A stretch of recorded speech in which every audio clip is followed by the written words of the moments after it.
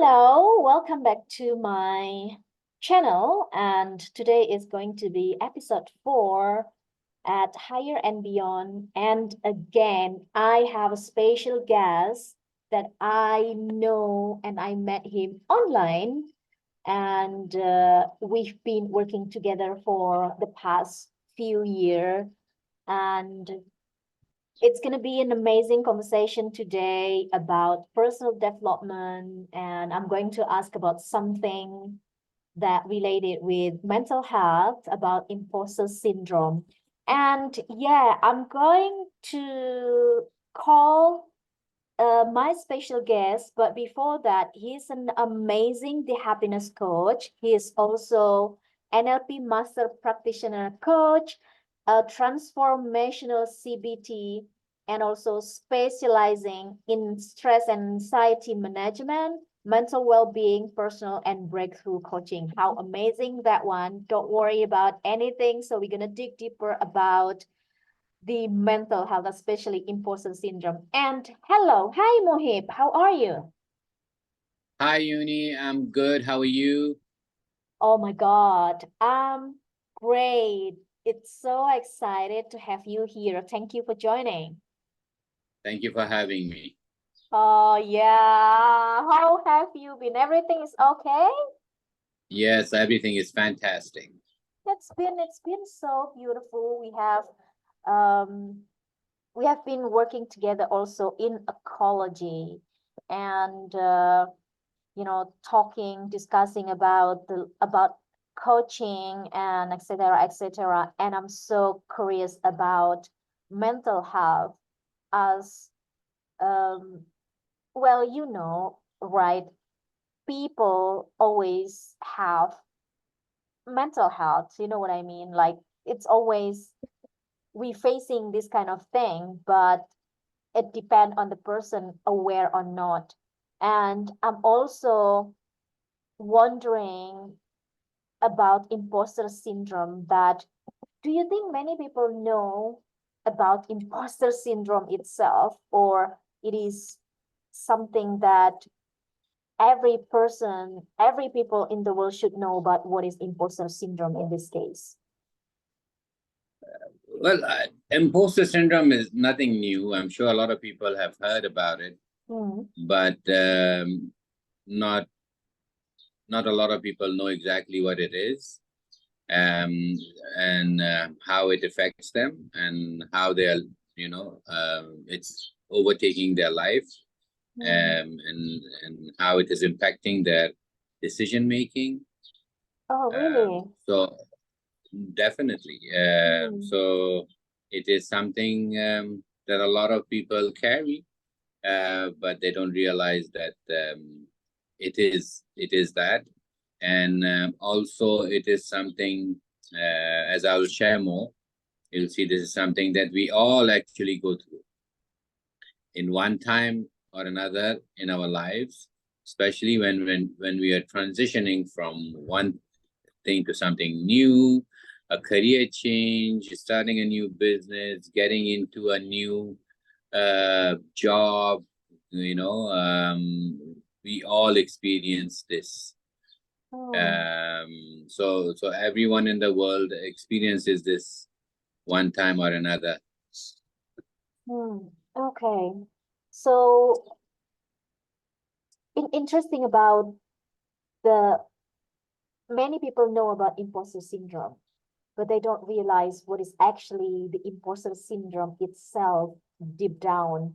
And then something that make me wonder about, we have this kind of um, experience about changing a work, changing career, or any kind of change in life. So how can Mhm. we recognize this behavior, or how can we okay to make decision about changing life, or stay away from the comfort zone? Okay, so let me start by checking if I give you something to check if you have imposter syndrome. Yeah, that's So funny. yeah, so have you heard yourself thinking about yourself? Whenever you do something, you just say, "Oh, I just got lucky," or you say, "Oh, it's not me. It is because of somebody else. I am where I am in life," or you constantly think that um, I, I'm I'm not deserving of this success or this job or this position or whatever I have, or you constantly think that you're not good enough or you're a fraud and you think that you'll get find out. If you have all this kind of thinking, and others are better than me, oh, this is not, things are not perfect, they're all part of having imposter syndrome. I did. Yeah, I did. And I kind of still have that a little bit, feel like I don't deserve this and something that, Yep. mm, Who am I to be doing this? yeah, The other people are better than me, and you're constantly exactly. looking, what am I doing? That's So right. you're having this. Mm-hmm. So if we look at definition, it is the persistent inability to believe that one success is uh, deserved and has been legitimately achieved as a result of one's own effort or skills. So you you never think you achieved something or you are in a place because you deserve it, because it's from your own constant hard work and ability to be there. Mm, You always attribute it to something external, to somebody else, to another factor, which is not you. You constantly feel like a fraud, so you're looking over your shoulder, so I don't make a mistake, and people see, you are not really your coach, or you're mm, not that good that you think you are. So this is something that was coined in the 1970s by psychologists Susan Imes and Pauline Ross. Um, but the coined term was actually not imposter syndrome, it was a imposter phenomenon. what is But it? Mm, later on, incorrectly, it became known as imposter syndrome. So it is not like a mental disease. okay. Okay, it's not a mental disease. It's a phenomenon that we all go through based on Mm, our life experiences or the meanings we give to things, the experiences, the observations that we have. mm, Okay, because later on, the same ladies, they went out and they said that if they had a chance to go back and correct this, they would call this an imposter experience, because we all experience the feeling of being an imposter in our life one time or another. Every time we are transitioning, every time we are going through things, we experience it. For yeah. some people it stays and it takes over their life, but we all go through it. It's not a syndrome or a complex or a mental illness. It's something almost everyone experiences. Okay, so um so that is what it is. And where it came from and how it is misunderstood actually. Okay, so it is now said, but it can lead to things because if you're not able to get out of this and let it take over you, and then you can go into anxiety or depression or other things because you're constantly stressing and you are worried and you are constantly doing things to make up so you don't get find out. You must be on your feet all the time. You must be perfect. You can't make a mistake. Otherwise people will know you're fake. So you put so much effort that can lead to other, severe stress and then anxiety and a lot of other things. So you may live with a constant fear.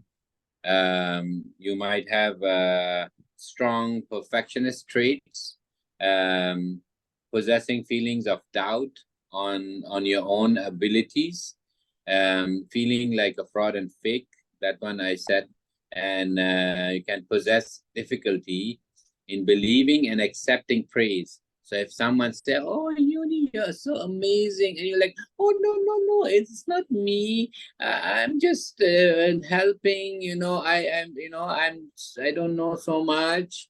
I only know a little bit. I'm trying. I'm still learning." You never say, "Okay, thank you very much. Much appreciated." So it becomes very difficult to accept praise. So with signs of imposter experience, we call it imposter experience, will be feelings of unworthy of success, immobility, consistent negative self-talk. Okay. So in your mind, you always have these negative self-talk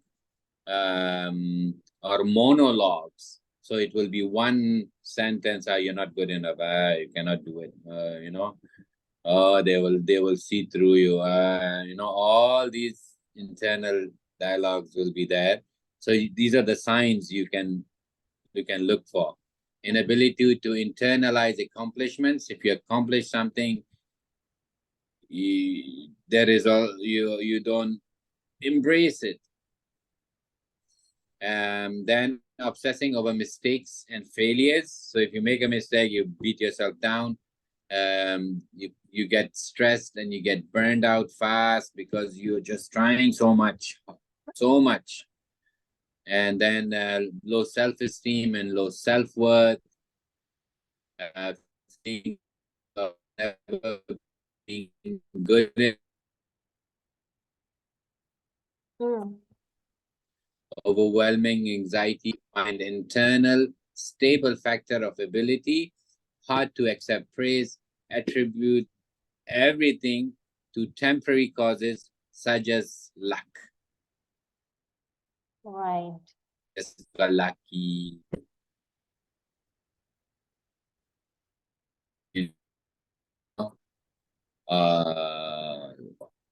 What is the impact? Judge yourself by only the highest standard. I must be at the highest standard, otherwise I'm no good. Then, of course, it also can lead to perfectionism. Hold on to flaws, mistakes, and criticism. So you keep it on. You keep on constantly wearing a mask of pretentious mask. You can never be yourself. You have to put up a mask so you can fit in or accept it, or you cannot show vulnerability. And then you are overworking, self-sabotage, you're holding back, and of course you procrastinate. Wow. It's a huge impact if you have imposter syndrome, especially if you not recognize it, or if you don't have a self-awareness, because like So what you you see said, that the thing yeah. is, so the thing is that we go through this, Yeah. but if we let it take over us, then that's bad. So the experience is we go through it, but then, okay, you go through, you feel down, then you put yourself up and then go.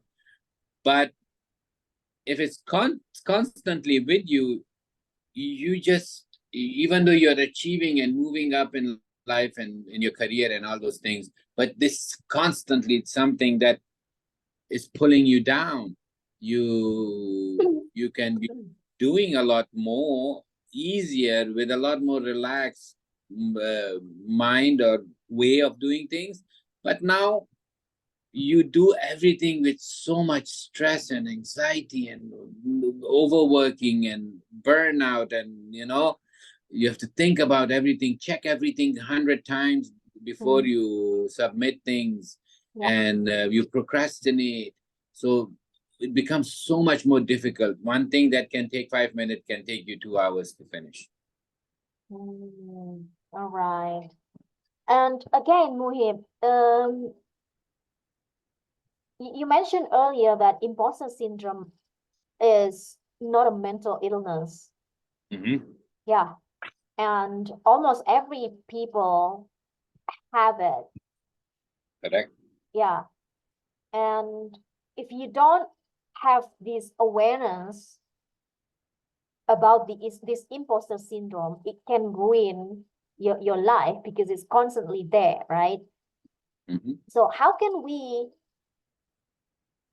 as a person, to have that self-awareness, so we know, of course, imposter syndrome, it cannot just easy go away from you. It need work. What kind of work do we need to work beside of the awareness? So all this thing that I shared about the signs, if you can be mindful of those, first of all, take a step back and check on your thoughts, because everything comes from there. What are you thinking? What are you telling yourself? What is this self-talk? Why are you saying that you're not good enough? Why are you saying that you're fake? Where is this coming from? What are you basing that on? Okay. Right? So that's the basic of it. Like, why am I saying these things to myself? I can talk, I'm knowledgeable, I can do things. Then why do I think that I'm not good enough and I must do a lot more than everybody else, or I must be perfect for me to be accepted, for my work to succeed? I have to do things in a certain way. So there are actually 5 different types of imposters. Okay, 5 different types of imposter. Yes. Okay. So there is the perfectionist. Yeah. There is the natural genius. There is the soloist. There is the superhero. And then there is the expert. So what is number 2? What is number 2? Natural genius. Okay. So different people fall under different categories. Okay. So perfectionist, we know what perfectionist is. Someone who micromanages things. Doubting capabilities. When fail to reach a goal they set for themselves, always is in a very high standard they keep for themselves and everybody else. Must always be in control. Over checking and preparing for everything. So this is, if you see these in you, you might be the type called the perfectionist imposter. Okay. And then there is the natural genius. Yeah. So the natural genius is So where does it come from? So if you have been called a natural genius since young, you know, we hear young people are called, oh, you're a natural genius. Yeah. Chances are that you judge your competence of excelling in things based on ease and speed instead of effort. So because you are told constantly that you're a genius, so and I think I'm a genius, so I must know things easily and very fast. Yeah. I don't need to be putting too much effort because I'm a genius. Right? So now that's your standard. So if you don't understand things at fast and easy, you have a problem. What kind of genius are you? That is your own self-talk. I'm a genius. I must be fast and easy, everything. So people who are think they are natural geniuses. They take pride in learning a skill or solving problems easily and quickly. Okay? When mastering something takes longer than expected, they feel embarrassed and will quickly throw in the towel. This is no good. I'm better than this. I don't need this. So, and of course, they can't be blamed everything because they're genius. They know best, right? So everybody else will be blamed for it. So unlike perfectionists who set ridiculously high expectations on themselves, the natural genius judges themselves based on getting things right on the first try. If they can't do it, no good. It has to happen easy and fast. Cool. So to do that, they put a lot of effort on learning things. So they learn this and they learn this and they learn this and they know about everything. But then because the push is so much about knowing things, learning skills, it's never in depth. So they're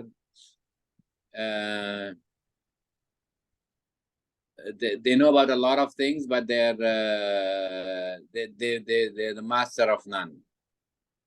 Oh, but they learn actually many things. They learn this. They learn this everything, right? Fast and easy. Pop, pop, pop, pop, pop. You talk to them, they will know about everything. Yeah. But actually but when you go in depth, they will not. Okay. So for themselves, they're natural geniuses, and they have to pretend to be that. So you know that because they think then they're a natural genius. A natural genius must know things and know things fast, and it must be easy. So can you solve this? No. If they can solve it, if they can't solve it, they throw in the towel. Nah, it's not good. It can't be fixed. Nobody can do it. Right. But they will know about this and about that and about this and about that. 1,000 things. Which mean they actually don't know anything. Then they know, but they don't know very in depth. Maybe they know some. I'm sure they know, but they're constantly. The problem is that they need to put up this fake mask of being a genius at all times, which becomes very difficult. Right. Yeah. So they go in, they learn something fast, pop, pop, pop, pop, okay. But they don't put the effort, the time that things need for people to learn and in-depth understanding of things. Yeah. Okay. And then we have the soloist. Yeah. So the soloist is someone who works alone. So it's a solo. Feels the need to do everything on their own. difficulty assigning tasks to others. They must do it themselves. Otherwise, it won't be good. Can't ask for help, prefer to be independent, often turn down help offered to prove their own worth. I can do it myself. I don't need you. Often then when they're stuck, they procrastinate to avoid admitting defeat. So they delay things. They just delay things. So if an achievement comes with assistance and help, they refuse to take credit, seeing it as sign of failure. Right. I don't want to do anything with it. Yeah. So it's them and them only. Okay. Then all that matters is who completes the task. To them, the person who completes it, they have to complete the task. They should be the owner and they have to complete the task. That's it. And then there is the superhero. The superhero spends extra hours to get all tasks done, even if they don't have it, even if they don't have to.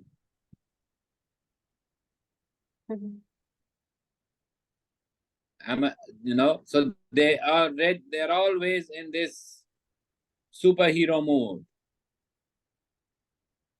considered reliable by the colleagues because they can handle just about everything.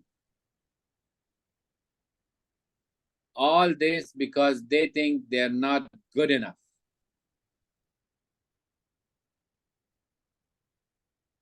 Even a superhero, they think they're not good enough. They don't feel they're not good enough. Yes, that's why they're pretending to be a superhero. So I don't think this is we supposed to call it as superhero. Wait.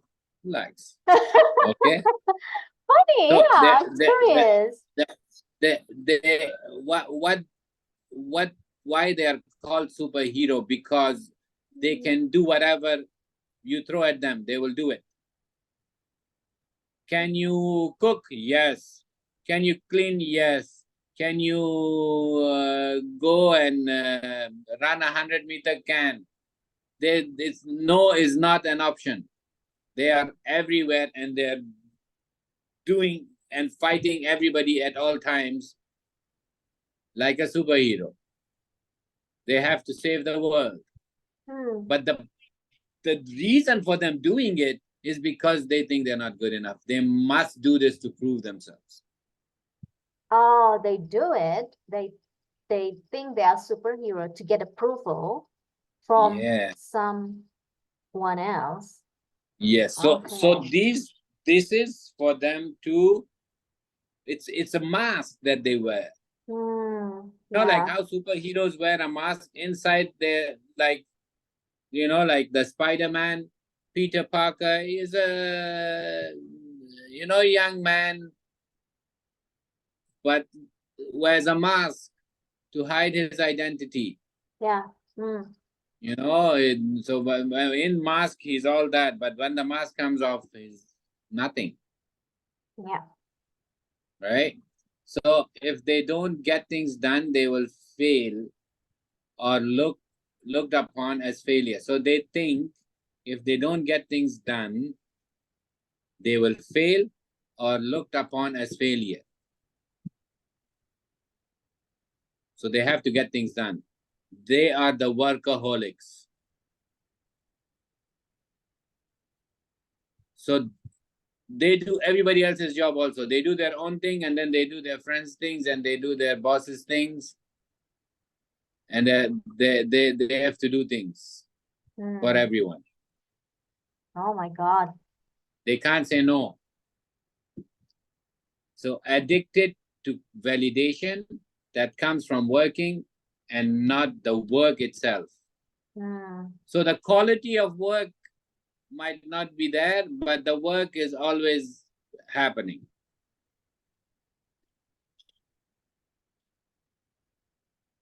And then consistent need to be assured that they are accomplishing something, or else they feel phony. So they like to get praises. Oh, you're amazing. Can you do this? Oh, you're superb. Can you do this also? Oh, can you please do also this? And then they say yes. And then they say yes.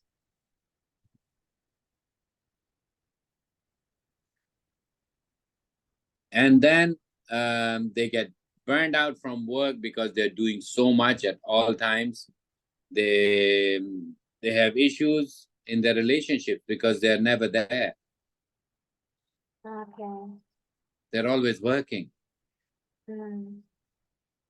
So they're not home. They don't have time for their girlfriends, wives, Family. boyfriends, family, or any relationships.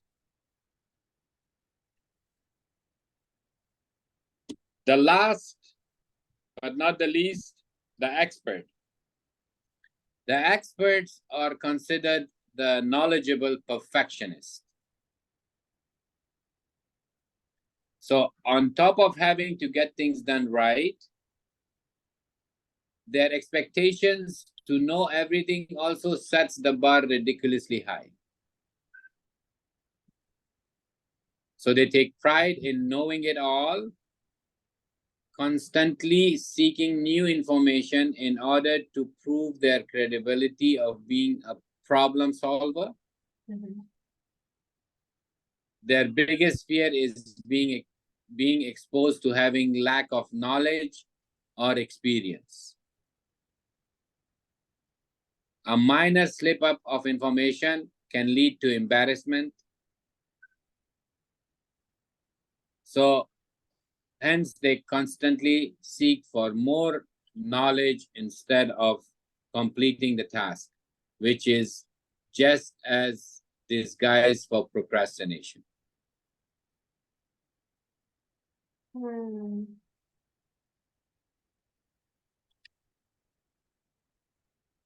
Wow. That's it. This is Imposter.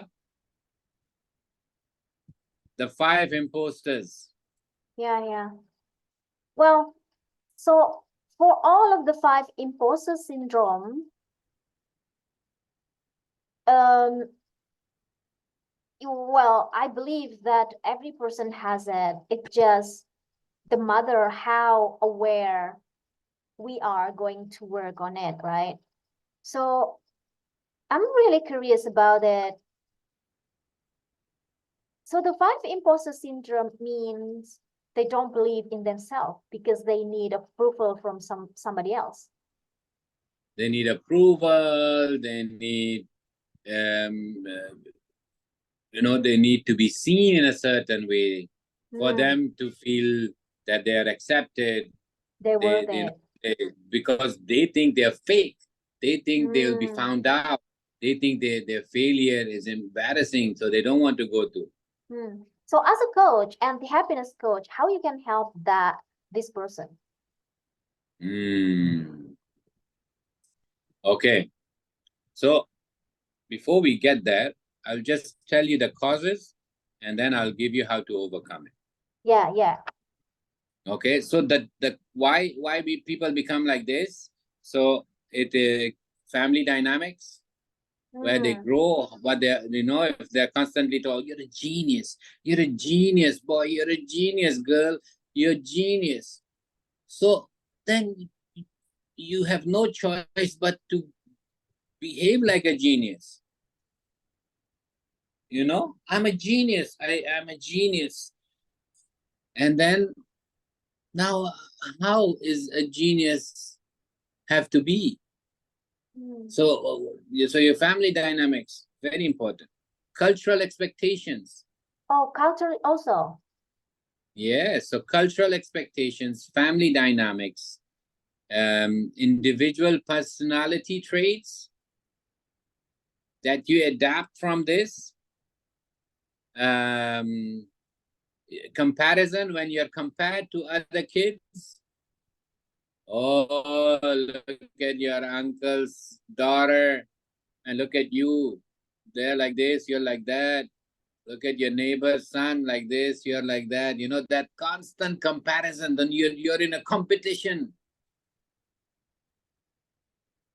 Then your core identity, who you think you are, which is enforced on you from a young age, because you know we are told who we are, and then we shape ourselves based on who we think we are, and then you know and then we live it till we realize like, oh, I don't want to live like this. It's not me. Yeah. You know, conditioning starts at the age of 5. So after that, we are just conditioned in a way by everything we experience and observe in our life, and we give it a meaning and we form a belief. And then since we are cognitively biased, we see things that confirm our beliefs, and then we continuously do it. Then it becomes a behavior and becomes a habit, and then it becomes an identity. Then we are basing ourselves based on everything that's external to us instead of who we truly are internally. Oh my God, this is so deep. We are thinking about what external circumstances rather than thinking about themselves. That's why many people, it's actually trained from the very young age to not connect it with themselves. Absolutely. And Oh, then wow. last one is core values. Oh my Our God. values, most of us live based on the values of others. We never question our values. Our values are what we are told are good to have. So we are just living based on those. But what we never question and form the values that's true to us. So our core identity is all over the place, and then our core values are all over the place. Yeah. How else to be? So these are the causes. And then, okay, ways to overcome it. So knowing the signs is the first thing. Okay, we have to So first of all, we have to know about the sign. Yeah, the signs. Yeah. What am I saying to myself? You have to check your thoughts, your behavior. What am I doing? Why am I in the office at 12 midnight doing somebody else's work? Or why am I procrastinating on this report for 2 weeks? Or why am I worried about something which I don't even have to submit for till another 2 months?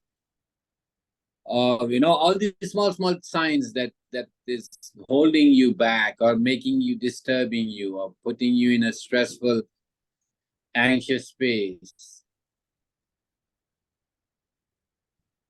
And then tracking your success.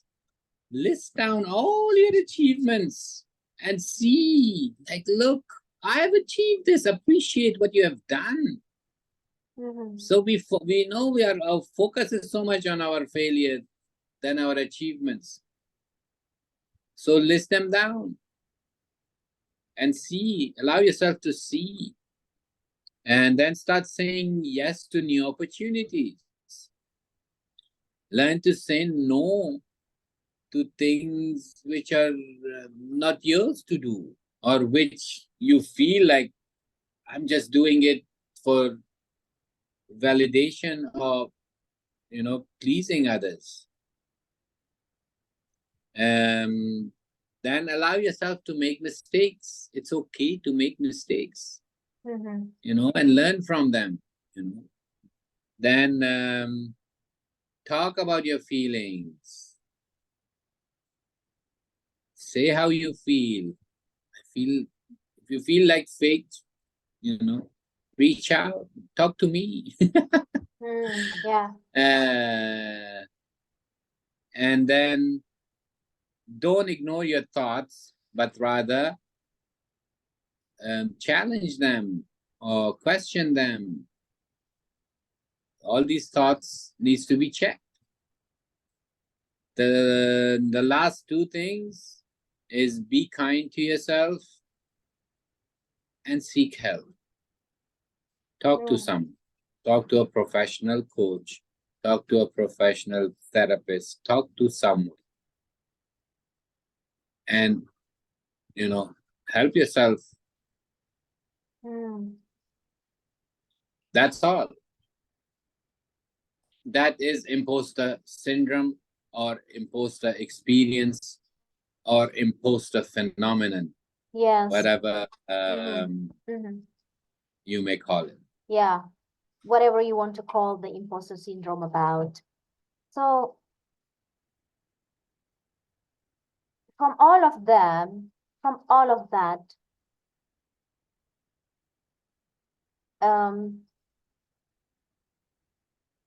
to help the people who has the imposter syndrome is, first of all, you need to be aware of yourself. Question, what is wrong with this? Why do you have this feeling? What's happening? And this kind of stuff. And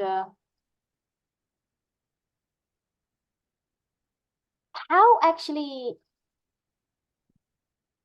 start to be kind with yourself. How to be kind to yourself? Yeah, and because sometimes we don't realize that we have imposter syndrome. We know it, but we don't question ourselves. Absolutely. Yeah. So observe yourself, right? Observe yourself. What are you doing? What are the things that you're doing for yourself? Which is actually for yourself. Not to please others, not to get other people's approval or validation.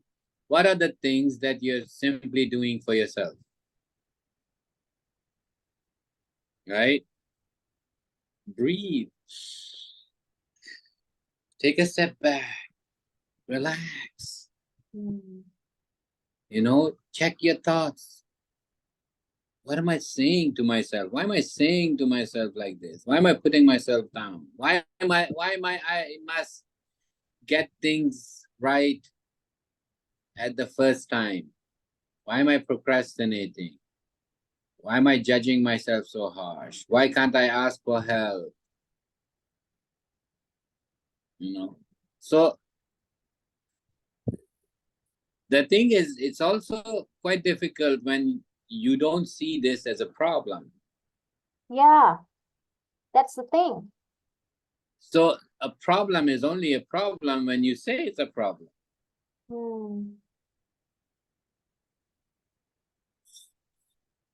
Until then, you're gonna just live it. Nobody can change you. Yeah. You have to change yourself. So you see if it's a problem, then you reach out and take help. Yeah. That's for a lot of people, that's the way they live. They don't know how else, because if they don't do this, then who will they be? So it's not easy. It's very difficult. But that's how it is. The desire needs to be there to change. When the desire to change overtakes the desire to remain the same, you will take an action. So everything is come from yourself first, no matter what. Absolutely. So what we are sharing is information, and for people who they're in a stage where they're not happy with themselves, but they don't know what's happening. They can observe themselves and see if this is something that they need to look at. Maybe speak to someone, talk to someone. Well, however, speak to someone, not any someone, not. Absolutely. Get Yeah, professional help. yeah, Get professional help. That's because the best. that's right, because many people actually speak to other people, but the other people don't have, instead of giving the right, um I don't want to say right or wrong, but somehow, if it, especially if not professional, it's not that simple.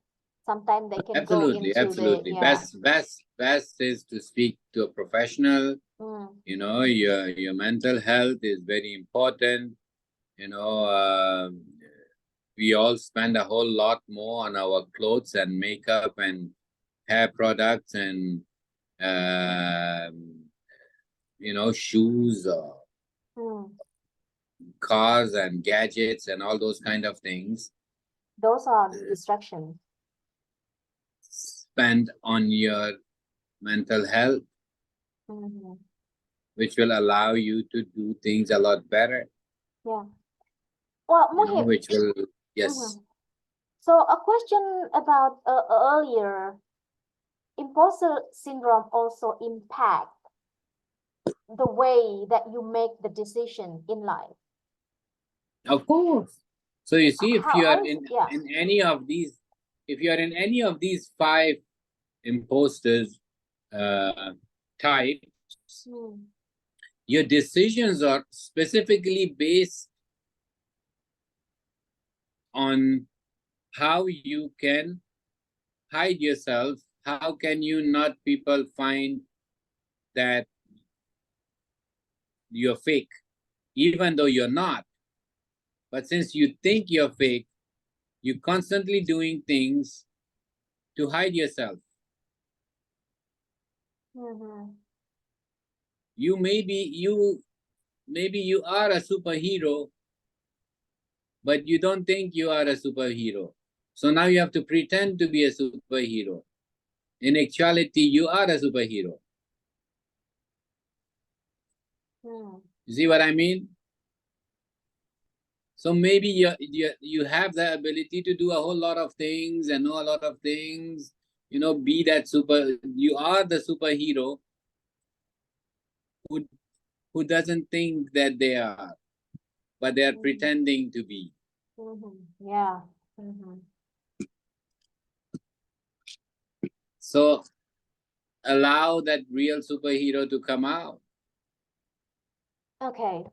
So if you don't realize that you have imposter syndrome, it actually impact to make a decision that that decision can be wrong or something, because what I understood, that any decision is okay as long as you want to learn it. But it would be even better if you realize that you have imposter syndrome, and then you can make the right decision and then be okay for whatever happened. Correct. So your decisions, like, why are you making a decision? Why are you here, for example? Mm-hmm. Why are you doing this channel? Why are you doing this podcast Mm-hmm. or this interview? Why are you doing this?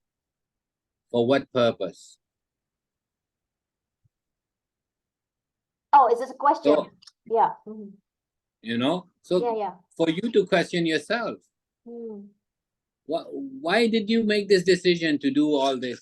You're interviewing people, you're running a channel, you're doing this, you're doing that. Where is all this going? And why is this? What is the purpose behind this? What is driving you?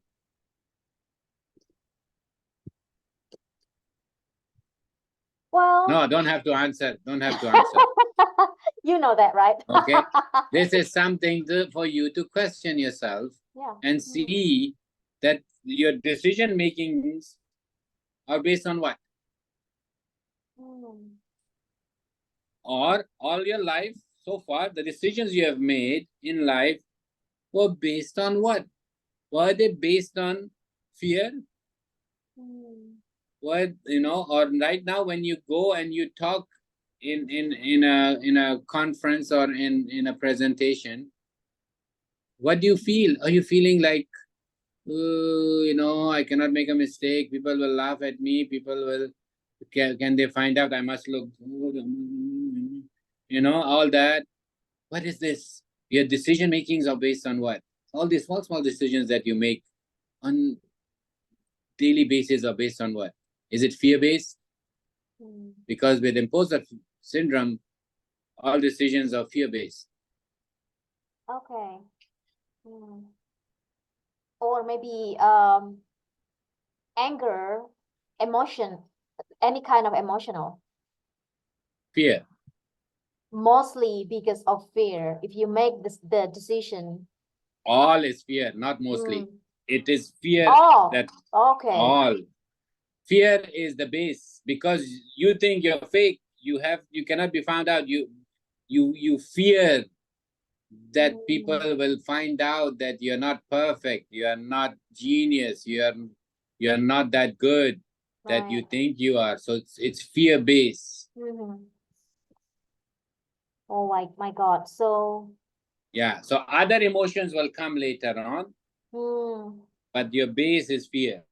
very, very, very. It's all of them are based on fear. This is so scary if you make the decision based on fear, you know?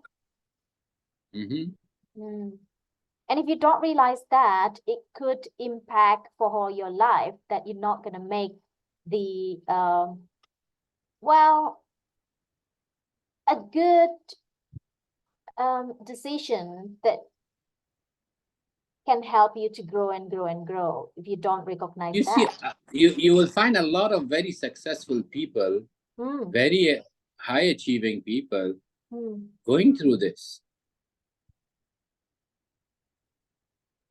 You know, because they, for example, people who work very hard, the workaholics, they do so much, they have problems in their relationship, but they do achieve things, they move in their lives.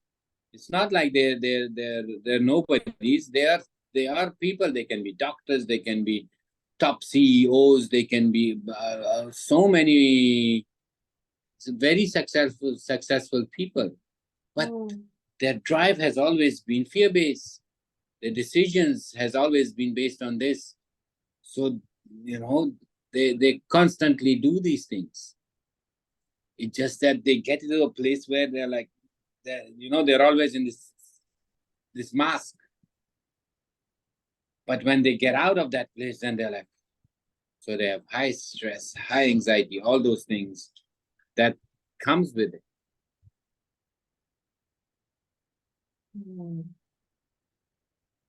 They carry their mask with them at all times. Interesting. Yeah. So last question.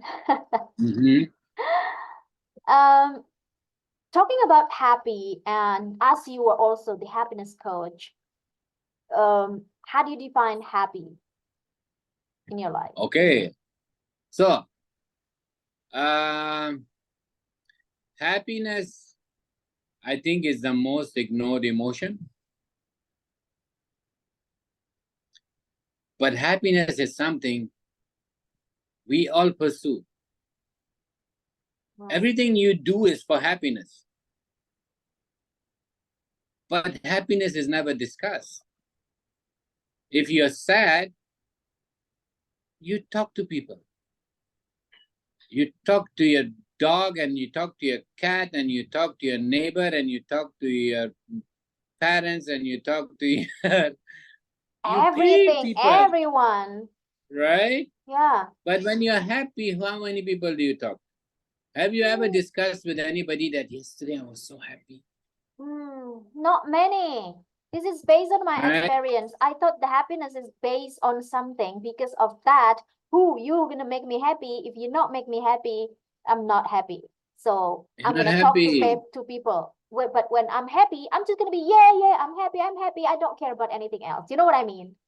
Yes. That But is, oh do my you God. sit and you think about it? What made you happy? and how you can do more of that in your life. Mostly not. No. Gosh. So happiness is the most ignored emotion, and it's also pushed away, misinterpreted. The pursuit of happiness is seen to be something very shallow, because it says that you need to look at fulfillment rather than happiness, which is true.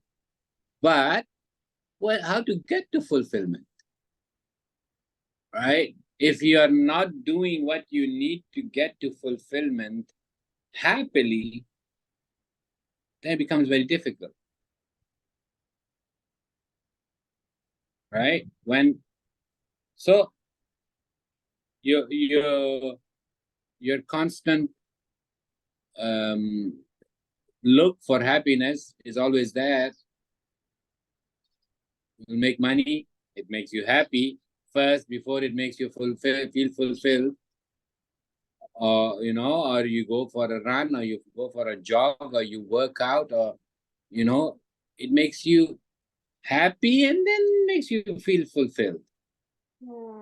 Right. Because you're happily doing it, right? Can you do angrily work out? No. Right? But can you be you when you do things which is aligned to your values and to your purpose, it's a happy place. It does. You don't feel tired. You don't feel like, what am I doing? After 5 minutes, you don't want to do it anymore.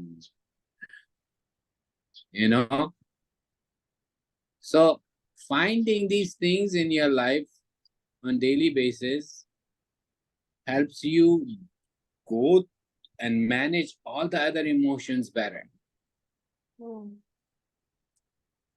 So, this makes me happy talking about mental health and things related to mental health. And I do it happily. It doesn't get me tired. Even though I have to jump on another call after this, it's okay. Oh my God. Thank you very much. And but this is my happy place. Or I go to the gym and that's my happy place. Or I go, I have a nice cup of tea or coffee. That's my happy place. It's interesting, Mohib. One thing that since you mentioned that gym is your happy place and this is your happy place, can actually someone else make you happy? Can you depend on someone else's happiness? No, of course not. Your happiness is yours internally. Right. But so the happiness for example, is internally. Of course, it has to come from internal, but you can attach meaning to this, like you can talking to a loved one can make you happy, but if that's your happy thing, talking, spending time with your kids, or playing with your pets makes you happy, or so the things that we build, reading a book makes you happy, so that's your thing. So everybody has to find their own thing, but then understand that attachment is based on what? Is it fear-based? Right. Yeah. Mostly, especially, well, this is, it's, especially in a relationship, the base of the happiness, my happiness, for example, in a relationship, the happiness is based on the partner. And then all of a sudden something happened, they're not happy anymore. And then they finish. And then I'm not happy with you anymore, so I'm going to find someone else. Right? So because it's that kind of attachment, because something happened, so you're not happy anymore. It's based on fear, no? So again, that's on you. Why Right. is it like that? Why is it like that? Amazing. Right. Mhm. You know, because a relationship can be a lot more than just that, right? Yeah. There's a lot more understanding that requires a lot more commitment to each other, that requires a lot more you know, meeting each other halfway is required. Yeah. Mm-hmm. You know, so accepting, allowing the other partner to be who they are while you be who you are, and accepting each other's differences, that's very important. But if it's all like, oh, you do things my way, otherwise I'm not happy, then there's something wrong. Yeah. It's beautiful. Thank you very much for your share, Muhib. Thank you very much for your time. You're most welcome. Oh, it's a lot of knowledge, a lot of insight from our discussion today. And yeah, it's been amazing and wonderful conversation. Thank you very much for your share. Thank you, Yuni. Thank you very much. And yes, thank you very much for all people at home. So that was my beautiful and insightful conversation with Muhib. He is an amazing happiness coach from Malaysia. If you need help and need professional, you just reach out to Muhib so you can talk about anything, and I'm sure he can help you. Thank you very much for all people at home, and don't forget to subscribe my channel, and hope to see you again soon. Bye. Thank you, Muhib. Bye. Thank you.